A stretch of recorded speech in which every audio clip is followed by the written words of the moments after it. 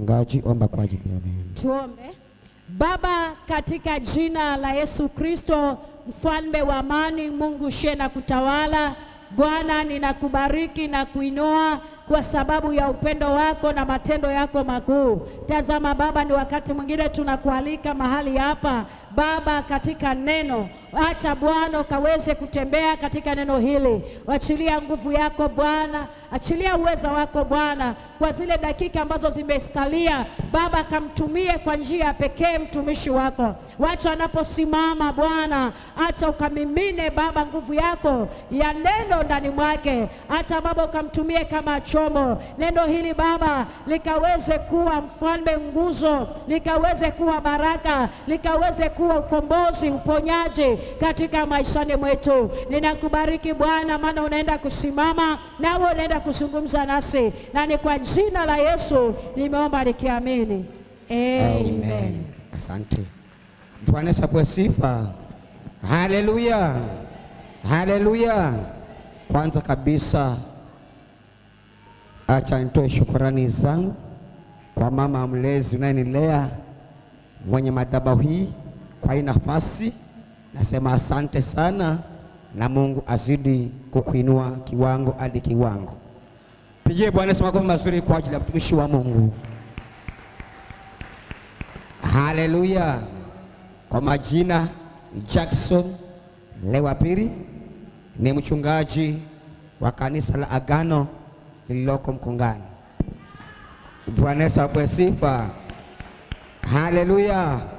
Kabla sija endelea ama kabla sijaingia katika upande wa neno, acha nishuhudie kiasi tu. Sherehe ilipofanyika mahali hapa, hiyo sherehe ilikuwa ya kufunguliwa kwangu mimi, na hesabu hiyo sherehe ilikuwa yangu. Bwana apewe sifa.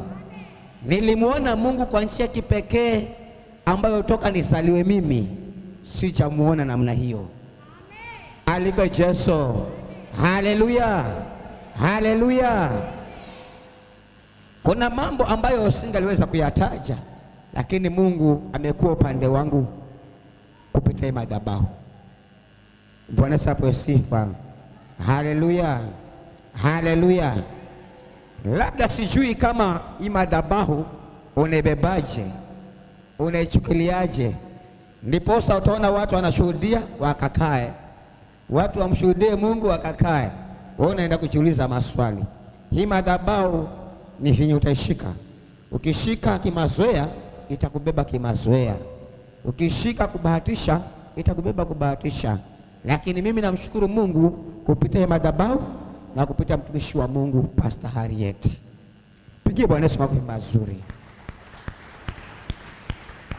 Sikia, tarehe 2 mwezi wa 11 kama sijakosea, watumishi wa Mungu wakaja kule mahali Agano. Walipokuja pale,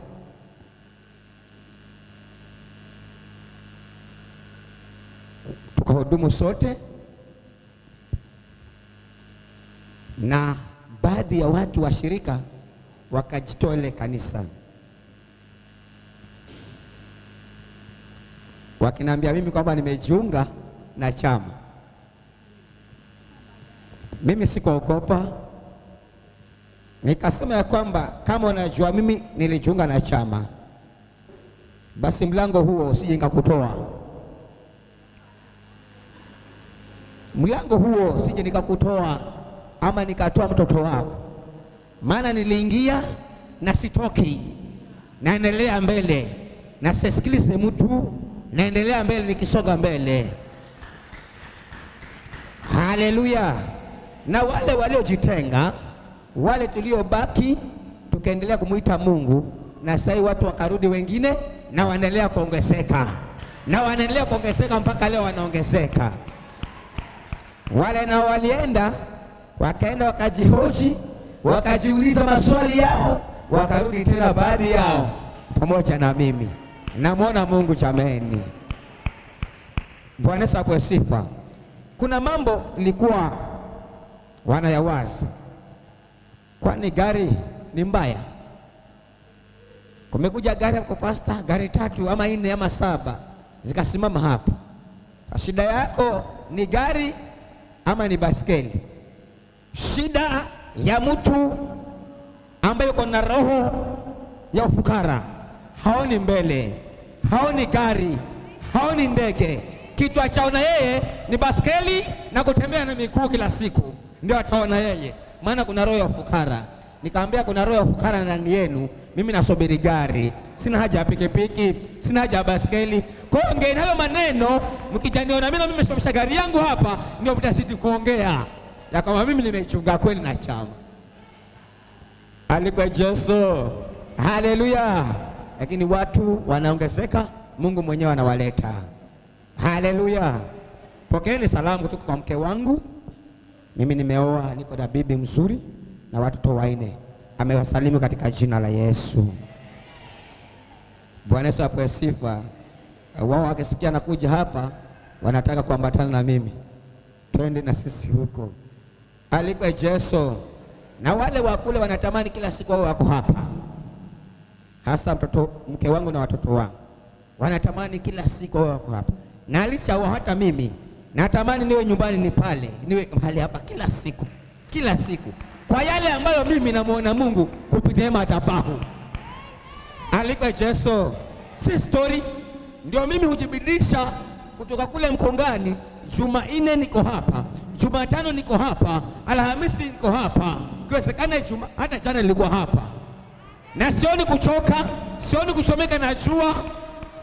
Wengine kipande cha papa ni mboga kinanuka, kisha ndo mboga tena, bado asubiri hiyo kuliesima kinanuka, kisha ndo mboga taomega ondere kuria. Shika vizuri madhabahu umuone Mungu. Bwana sababu sifa, naendelea kumuona Mungu. Bwana sababu sifa. Mimi upande wangu naendelea kumuona Mungu. Nakumbuka nilipokutana na mtumishi wa Mungu kwa ofisi, akaniambia kwamba hutajuta kujiunga na madhabahu, na sijuti kujiunga na madhabahu. Alikuwa Yesu, alikuwa Yesu. Haleluya. Kulikuwa kuna kitu kinanisumbua ama kimenisumbua muda mrefu, ni kupata pesa. Siku 3 sina hata shilingi, hata nikapata 100,000, hata nikapata 200,000, nipatie siku 3 sina hata shilingi. Hiyo kitu imenisumbua sana. Tokea hiyo sherehe ama tokea nijiunge na yule mtumishi wa Mungu, wakaja fanya ushirika, wakaomba pale nyumbani, hiyo hali iliondoka. Hujanielewa, hiyo hali ilitoroka, sijui kama ilienda wapi. Alikuwa Yesu. Haleluya. Wapendwa, hii madhabahu iko na Mungu. Yule mtumishi wa Mungu amebeba Mungu wa mbinguni. Hayo maneno yako ongea, uje uchunguze, uende, utabaki hivyo ulivyo. Sisi tunaendelea mbele. Alikuwa Yesu. Njoo uchunguze, uende zako, njoo uangalie, kumbe uende zako, lakini ukimshikilia Mungu vizuri kwa hii madhabahu, hakika utamuona Mungu akiwa upande wako. Alikuwa Yesu. Tuingie upande ule wa neno. Nazungumza kuhusu kuangalia vitu vya dunia. Naongea kuhusu kuangalia vitu vya dunia. Kuna wimbo ukaimbwa na vijana mahali hapa wa kanisa, nami kuna wimbo iliyoutunga. Wimbo wangu wa kwanza, dunia inapita. Nikatazama haya ya ulimwengu. Sikia, mimi kabla sijakuwa mchungaji, mwanzo nilikuwa sitaki hata kusikia ya kwamba wewe utakuwa mchungaji, na iwapo utaniambia kwamba wewe nimeota utakuwa mchungaji, utakula mateke, hautaamini. Yaani nilikuwa sina haja ya kusikia hayo maneno, na nilikuwa nikiona mchungaji anahubiri ni harusini kwa mazishi, naambia maliza uondoke, usisumbue watu. Na nikaja nikashikwa mahali na huyo Mungu mwenyewe, na aliponishika mahali, mimi nilikuwa fukara. Kama kuna mtu alikuwa fukara ni mimi. pale kwetu nyumbani. Kama kuna mtu alikuwa fukara ni mimi. Nilikuwa fukara. Ile fukara wa kwamba kuna nguo moja imefuliwa, nukae nyumbani tuputupu mwanzo mpaka ikauke ndio uvae utoke. Lakini siku moja kukaja sauti inasema ni ukubali ama ukatae uwe fukara zaidi ya ulivyo. Sasa mimi ni fukara, hata kula kwangu ni shida. Naweza maliza wiki naombaomba, ama maliza wiki nile mhogo, tena naambiwa kwamba nikubali kuwa mchungaji, kuwa mtumishi wa Mungu. Nikikataa nitakuwa fukara zaidi ya penye niko. Kwa nini? Nilikuwa naangalia mambo ya dunia. Nilikuwa naangalia raha za dunia, nikajiingiza katika ulevi, ingawaje upande wa baba na kwa babu wokovu ni munji, yaani waliokoka wakina babu. Sasa mimi nikajiingiza katika ulevi. Kama ni ulevi nimekunywa, mwanzo unaona muriza, wala sina muriza mimi. Unakunywa chupa moja ndio usumbu watu, mimi nilikuwa nataka doli zima peke yangu. Kama ni zile sigara kubwa na sitaka kama ina matano. Sasa hiyo hali imenisumbua. Kuangalia kweli kuna Mungu anaweza kubadilisha mambo. Nikiangalia zile raha za dunia venye ziko zinaenda. Sasa hapa niwe mchungaji ama hapa niende kanisani nikiwa seriously, hivi vitu nitamwachia nani? Lakini elewa mimi ni fukara. Ni fukara yule wa mwisho. Katika hali ya kuendelea kuishi, kuna kitu ambacho kilikuwa kiko ndani yangu, ambacho sijui kama Mungu alikuwa amewaza nini ndio akaweka. Moyo wangu ulikuwa na tundu, na wengine husema ni story. Moyo wangu ulikuwa na tundu. Nilizaliwa ikiwa moyo uko na tundu. Sasa nikawa napiga raha za dunia huku nikijiuliza maswali, hivi nilivyo mpaka lini? Kafikia mahali nikakubali na nikabadilika. Alikuwa Yesu kuangalia vitu vya dunia. Ayubu 3 anza mstari wa kwanza, tuendelea hapo mbele mpaka 7. Ayubu 31 mstari wa kwanza hadi 7. Ayubu 3. Ayubu 31. 31. Yes. Ayubu 31 uanze mstari wa kwanza hadi wa 7. Ayubu 31. Kitabu cha Ayubu 31 mstari ni wa kwanza hadi wa 7. Inasema nilifanya agano na macho yangu. Nilifanya agano na macho yangu. Basi nawezaje kumwangalia msichana? Basi mimi nawezaje kumwangalia msichana? Kwani sehemu ya Mungu itokayo juu ingekuwa nini? Kwani sehemu ya Mungu itokayo juu ingekuwa nini? Na urithi wa Mwenyezi utokao juu? Yes. Je, sio msiba kwa wasio haki? Ndio. Na hasara kwa hao watendao uovu? Je, yeye hazioni njia zangu na kuzihesabu hatua zangu zote? Ndio. Kwamba nimetembea katika ubatili. Kwamba nimetembea katika ubatili. Na mguu wangu umeukimbilia udanganyifu. Na nipimwe katika mizani iliyo sawa sawa. Na nipimwe katika mizani iliyo sawa sawa. Ili Mungu aujue uelekevu wangu. Ili Mungu aujue uelekevu wangu. Kwamba hatua yangu imegeuka na kuiacha njia, na moyo wangu ukayaandama macho yangu. Tena kwamba kikapu chochote kimeshikamana na mikono yangu. Niendelee? Asosha. Asante pastor. Bwana Yesu apewe sifa. Nimesema tunaongea kuhusu kuangalia mambo ya dunia. Kitabu Ayubu akasema, nilifanya agano na macho yangu, basi nawezaje kumwangalia msichana? Labda katika fikira zako unaweza kuona ni msichana huyu ambaye unamuona katika haya macho ya kuliasima, lakini Ayubu kuna mambo aliyoangalia akayatazama katika ulimwengu, katika dunia, akaona haya mambo nisipoyaacha, nisipoachana, sitaweza kusonga mbele, sitaweza kuwa mwaminifu na Mungu wangu, sitaweza kuendelea jinsi nilivyo. Bwana apewe sifa. Ndipo Ayubu akasema, akafanya uamuzi na akanena akisema ya kwamba nilifanya agano na macho yangu haya, nawezaje kumwangalia msichana?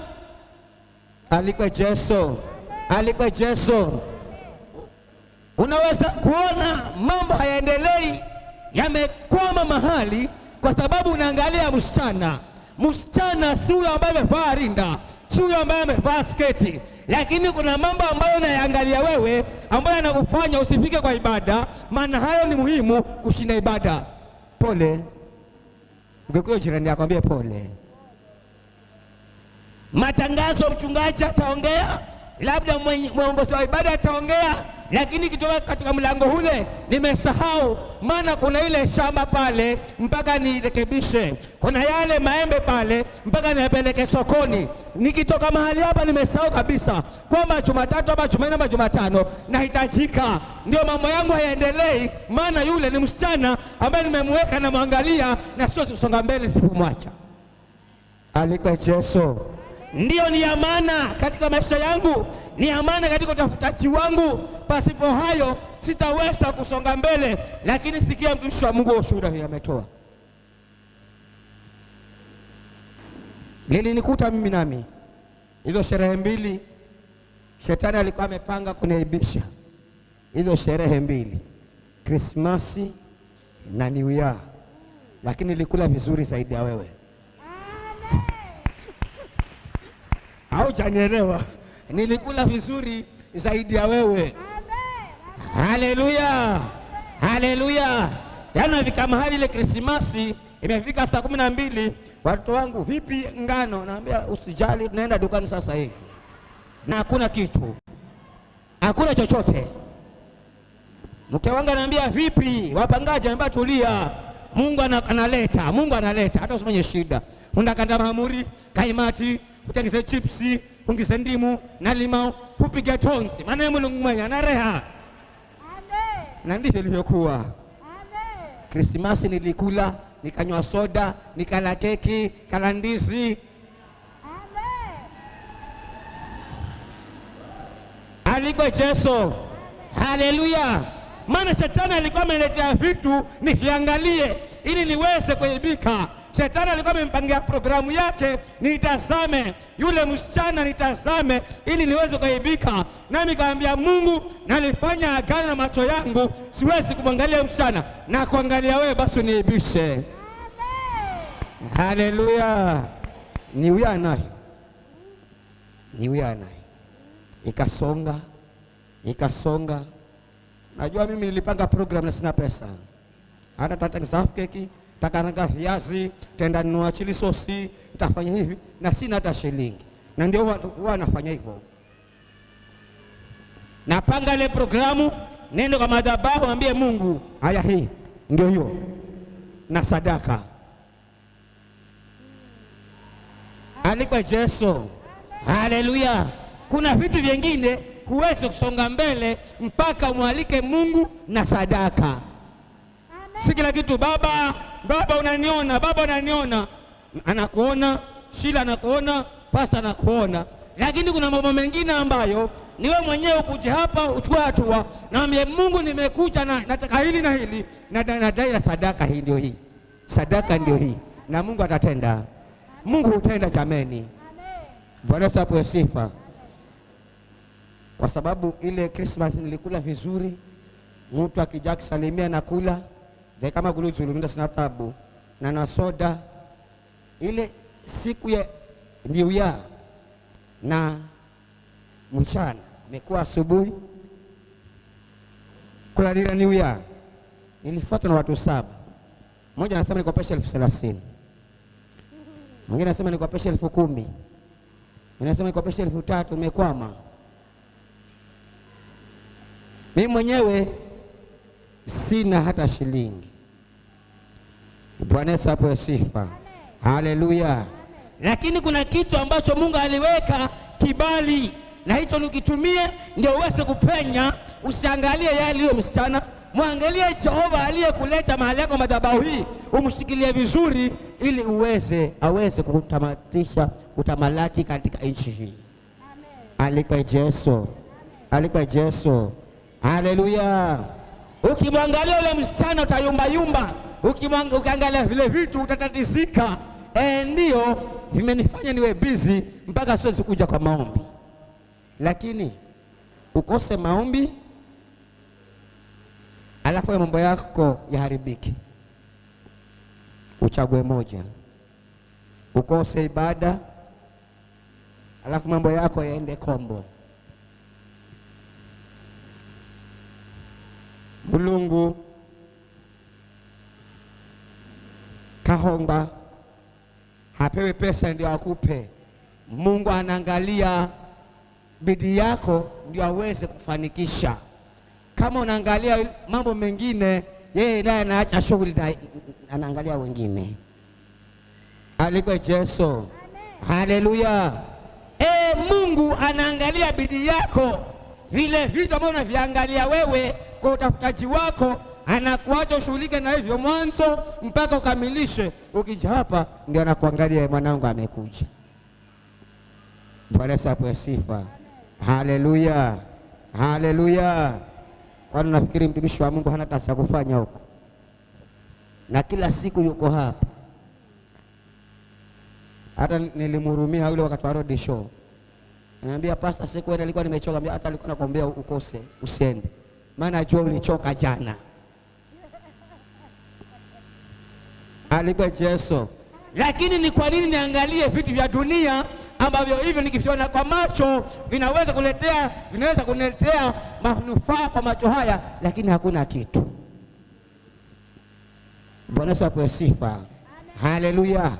Tutengane navyo ili Mungu aweze kutuinua. Kama ndio wewe unapatikana katika maombi, patikana kwa wingi, kwa bidii yako yote, kwa kujitolea.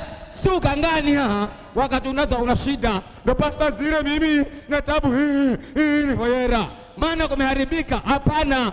Mungu hata hapo hata atakataa kumtumia yule mtumishi wa Mungu na utatendewa. Una maana enda kusikira na foyewa hao vino utakwenda kana kitu. Ndio anatumika, lakini wewe utasababisha ule muujiza usifanyike. Kwa yale mambo ambayo unaenda kumhekesha Mungu, unatekeshia kwa Mungu. Ya kwamba nilienda, pastor amesema nilienda Jumanne, sitaenda Jumatano. Nilienda Alhamisi, nitaenda Jumapili. Bwana Yesu apewe sifa. Bwana Yesu apewe sifa. Wapendwa, tuache haya mambo ambayo yanatusumbua, tuweze kumtafuta Mungu. Kufanya kazi si vibaya na si dhambi. Bwana Yesu apewe sifa. Huwa nawaambia pale, hata kama uko mbali, unaweza kuwa na sisi hapa kwa madhabahu kupitia sadaka, kupitia kuomba kwa kila jambo. Sisi kala ukure bekala kutapatikana. Mchungaji atakushua kwa matendo yako ya kwamba uko mbali, lakini uko hapa kwa ajili ya matendo yako na kujiunga na madhabahu. Vile unashikilia madhabahu, ndio madhabahu ya kutambua wewe kama nani mbinguni. Amen. Alikuwa Yesu. Alikuwa Yesu. Mhubiri 1:12. Tuangalie kama mhubiri anasemaje. Mhubiri mlango wa kwanza mstari wa 12 hadi 17.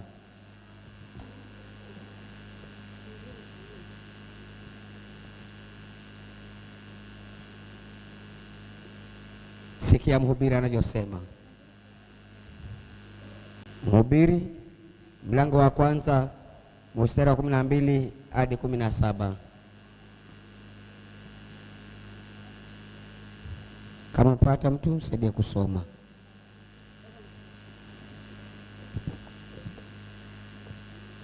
Mhubiri Mhubiri mlango wa kwanza mstari wa 12 hadi 17. Nasema, mimi mhubiri nalikuwa mfalme wa Israeli katika Yerusalemu. Nikatia moyo wangu ili kuyatafuta yote yanayotendeka chini ya mbingu. Nikatia moyo wangu ili kufanya bidii kuyatafuta yale ambayo yanatendeka ama ya maana hapa chini ya jua, na kuyavumbua kwa hekima.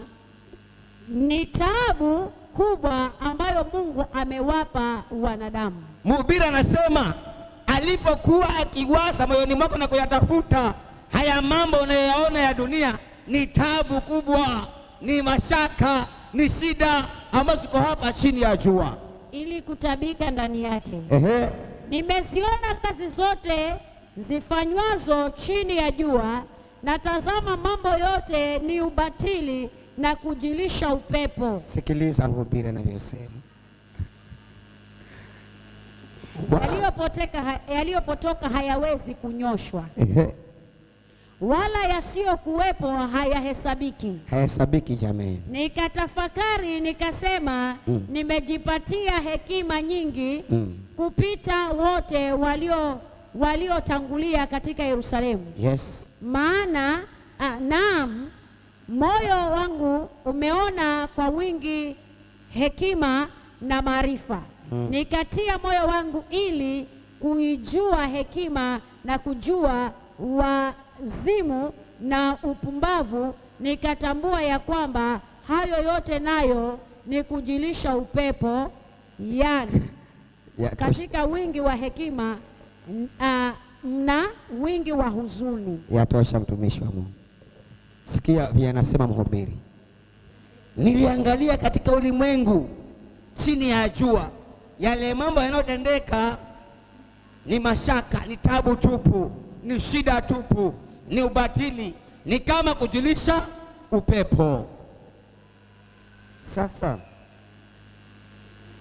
mwaka uanze, usifike kwa kanisa hata Jumapili moja, maana uko busy.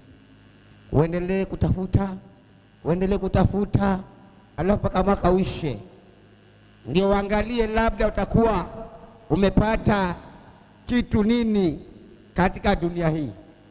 Mwingine naye aje kwa madhabahu kila wakati kwa ibada, naye ikifika mwisho wa mwaka angalie ni nini ambacho Mungu amemwajalia nacho.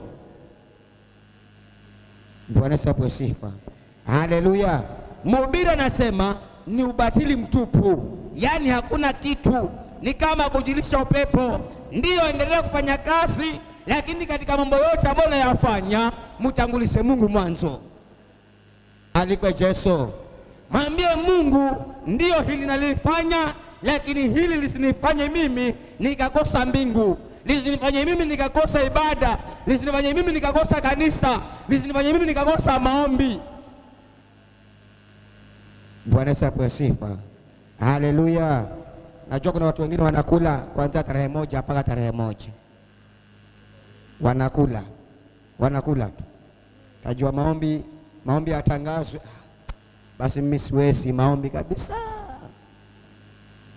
Siwezi maombi hata siku moja tena siwezi. Naendelea kula tarehe 1 mpaka tarehe 1 unakula.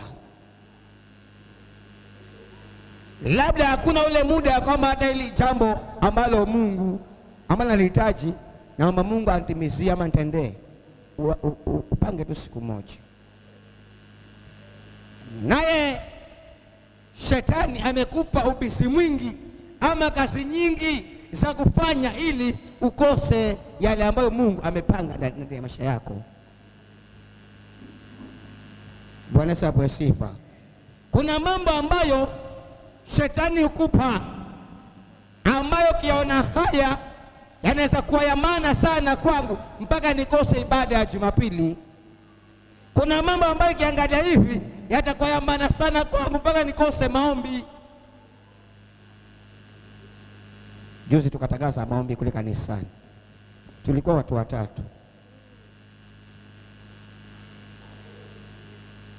Maombi imetangaza kanisa zima watu ni watatu, na tukamwomba Mungu alikwe Yesu. Basi ukikosa hayo maombi, ama ukikosa ushirika, ama ukikosa ibada ambayo inahulukirwa ni hani? Nuwe si mchungaji ama inahulukirwa, si madhabahu, uwe ndio inahulukirwa. Maana mambo gandaenda kombo, mambo yako hayatanyoka, yataenda ndivyo sivyo, kwa sababu Mungu amekuona kuwa mbali na yeye. Bwana Yesu apewe sifa. Yohana 6:26. Naelekea kumaliza.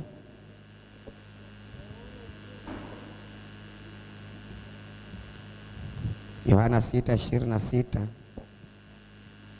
Yohana 6:26 inasema Yesu akawajibu akasema Amini, amini nawaambieni, ninyi mnanitafuta si kwa sababu muliona ishara, bali ni kwa sababu mulikula ile mikate mkashiba. Yatosha pastor.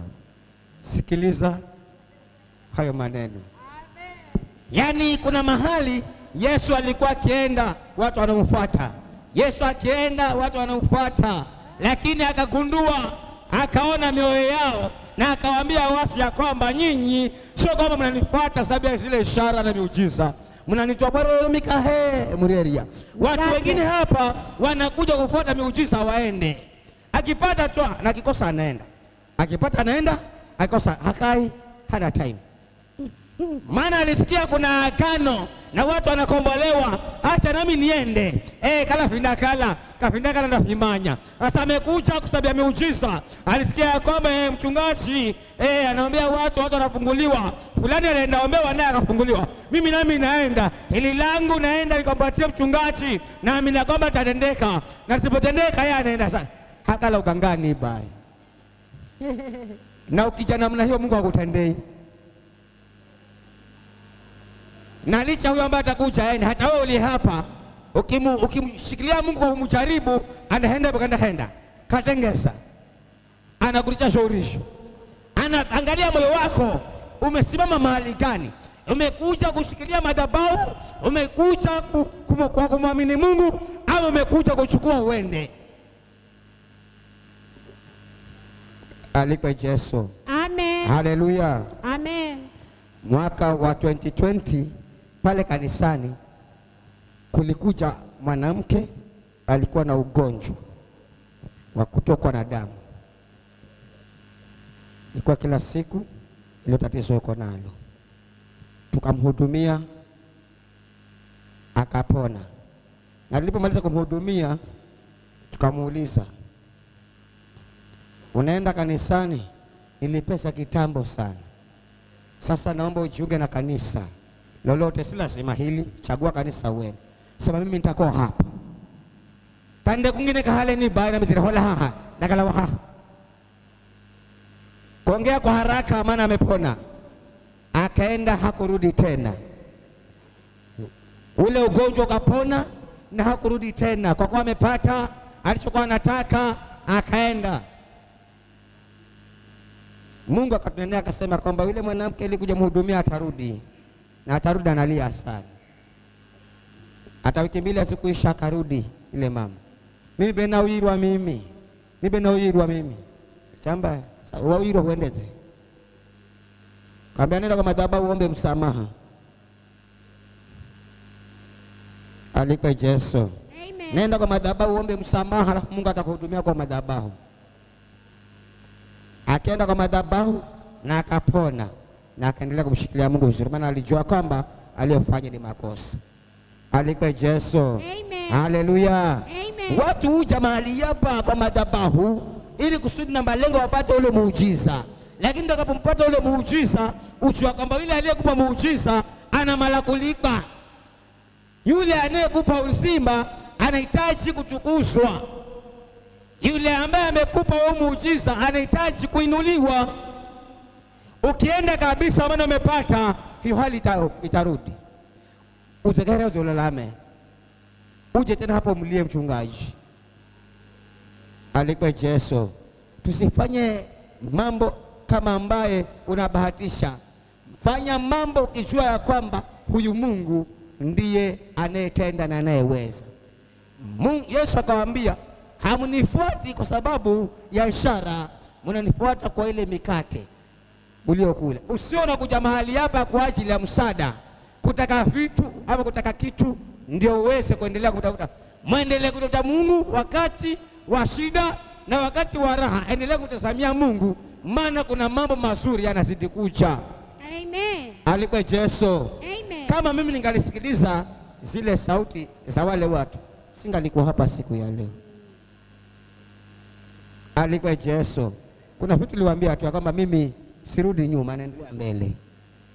Alikuwa Yesu. Na ambaye anataka ashikana mimi twende, kama utaki haya. Alikuwa Yesu. Na hakika huyu Mungu sio kubahatisha. Huyu Mungu sio kubahatisha, anatenda. Na naamini wewe nawe utakapomshika huyu Mungu vizuri, atakutendea wewe pia wewe mali yao. Alikuwa Yesu. Haleluya. Haleluya. Mathayo 6:26. Mathayo 6:26 yasemaje? 6:26. Na Mathayo 6 mstari wa 26. Mstari wa 26 unasema, waangalieni ndege wa angani. Waangalieni ndege wa angani, ya kwamba hawapandi wala hawavuni, wala hawakusanyi ghalani, na Baba yenu wa mbinguni huwalisha hao. Ninyi je, si bora kupita hao? Ni yupi kwenu ambaye akijisumbua aweza kujiongeza kimo chake hata mkono mmoja? Na mavazi ya nini kuyasumbukia? Fikirini maua ya shamba jinsi yameavyo, hayafanyi kazi wala hayasokoti. Nami nawaambia ya kwamba hata Suleiman katika fahari yake yote hakuvikwa vizuri kama mojawapo la hayo. Basi ikiwa Mungu huyavika hivi majani ya kondeni yaliyopo leo na kesho hutupwa karibuni, je, hata zidi sana kuwavika ninyi, enyi wa imani haba? Msisumbuke basi mkisema, tule nini au tunywe nini, au tuvae nini? Kwa maana hayo yote mataifa wanayatafuta. Kwa sababu Baba yenu wa mbinguni anajua ya kuwa mnayahitaji hayo yote. Bali utafuteni kwanza ufalme wake na haki yake, na hayo yote mtazidishiwa. Yatosha mtumishi. Utafuteni ufalme wa Mungu na haki yake, na haya mengine mtazidishiwa. Alikuwa Yesu. Haleluya. Haleluya. Maandiko yanasema tumtafute huyu Mungu mwanzo, na haya mengine anajua na atatupa. Anasema labda kuna yule ambaye atafanya bidii sana ili ajiongeze kimo. Nimfuhi mimi Pastor Jackson, beni hende bidii nilie sana, nitafute taningeseke nikalemure. Ndio anasema mahali ya kwamba utafuteni ufalme wa mbinguni kwanza, nayo mengine yote mtazidishiwa. Na ndege, songo, kamarima, elamanari vizewe si zaidi. Bwana apewe sifa. Haleluya. Nikiangalia nyumbani hakuna kitu, sitaweza kuelekea kumtafuta Mungu. Nikiangalia mambo ya nyumbani mwangu, sitaweza kumtafuta Mungu. Wapendwa, ukiangalia mambo ya kazi yako, hutaweza kumtafuta Mungu vizuri. Ukiangalia jinsi kwa mfuko mlivyo, hutaweza kumwita Mungu. Utaangalia tu ile shida, utaangalia tu ile jambo. Mwanangu amelende sukuli haha, napata kazi kuria hu 10,000. Pastor zotangaza chama ni ibada, analisamehe hai. Si pastor atakaye kusameha, ni Mungu atakusamehe na ubaki hivyo. Uhulukirwe angine malokerwe wahulukirwe, maana umekosa lile hitaji ambalo Mungu angekupa, kama aliyosema ya kwamba tumtafute ufalme wa mbinguni kwanza, na hiyo mengine yote tazidishiwa. Acha tumtafute Mungu kwa bidii, na hayo mengine atuzidishie. Alikuwa Yesu. Swali ni, tunamfuata huyu Mungu, labda umepata nini? Mwaka wote ulipita, ukaja kwa ibada, ukaendelea kumtafuta Mungu, ni nini umepata? Na hili swali hata wanafunzi wa Yesu waliuliza ya kwamba tumeacha vyote tutakufuata wewe, ni nini tunapata? Mathayo 19:27. Mimi nimemaliza. Hilo ni swali tu, ujiulize.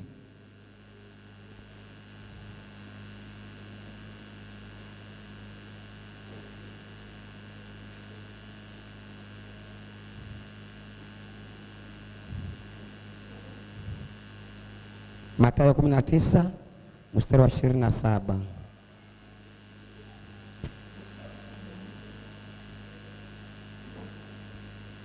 Wanafunzi wa Yesu wakawaza na kuangalia na kuulizana ya kwamba tumeacha mali zetu, tumeacha nyumba zetu, tumeacha vitu vyetu, tutapata nini? Kama mpate somee. Ndipo Petro akajibu akamwambiaje? Tazama sisi tumeacha vyote. Tukakufuata. Tazama sisi tumeacha vyote, yes, tukakufuata. Tutapata nini basi? Yesu akawaambia. Yesu akasemaje? Amini nawaambia ya kwamba ninyi mlionifuata mimi katika ulimwengu mpya utakapoketi katika ulimwengu mpya atakapoketi Mwana wa Adamu, yes, katika kiti cha utukufu wake, ninyi nanyi mtaketi katika kiti.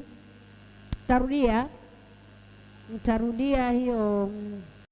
Yesu akawaambia, amini nawaambia ya kwamba ninyi mlionifuata mimi katika ulimwengu mpya utakapoketi Mwana wa Adamu katika kiti cha utukufu wake, ninyi nanyi mtaketi katika viti 12 mkiwahukumu kabila 12 za Israeli. Yes. Hapo mbele. Niendelee. Kidogo. Na kila mtu aliyeacha nyumba au ndugu wa kiume au wa kike, au baba au mama au watoto au shamba kwa ajili ya jina langu atapokea mara 100 na kurithi uzima wa milele. Yatosha. Pigie Bwana Yesu makofi moyo, msikie ujumbe mzuri. Haleluya. Yaani Petro anauliza ya kwamba ya maswali zaricha nangu, zaricha vitu vinauluka, nimeacha kazi huko nyumbani, umeacha watoto, umeacha shughuli zako nyingi, umekuja kwa ibada hii ya siku ya leo, utapata nini? Yesu akajibu akamwambia, nyinyi ambao mmeacha hiyo vitu, mmeacha watu wa kwenu, mtapata mara 100. Acha nikwambie mchana wa leo, hata wewe ambaye umekaa mahali hapa siku ya leo, haujapoteza kitu, utapata mara 100. Haujapoteza hata shilingi. Labda unaweza kuona kwa macho hii umeacha vitu vingi. Kuna mambo ambayo yataenda kombo maana umetoka nyumbani. Lakini acha nikwambie, kuanzia siku ya leo, ibada ya siku ya leo, ukishikilia madhabahu kwa uzuri na kumtafuta Mungu, utapata mara 100 pia wewe. Haleluya. Haleluya. Kuna faida kumtafuta Mungu. Kuna faida asena. Acha wakuongee, acha waongee maneno mengi. Endelea kumshikilia Mungu, maana ametuahidi ya kwamba tutapata mara 100. Sina mengi, nasema kwa hayo machache ama mengi. Mungu wa mbinguni awabariki.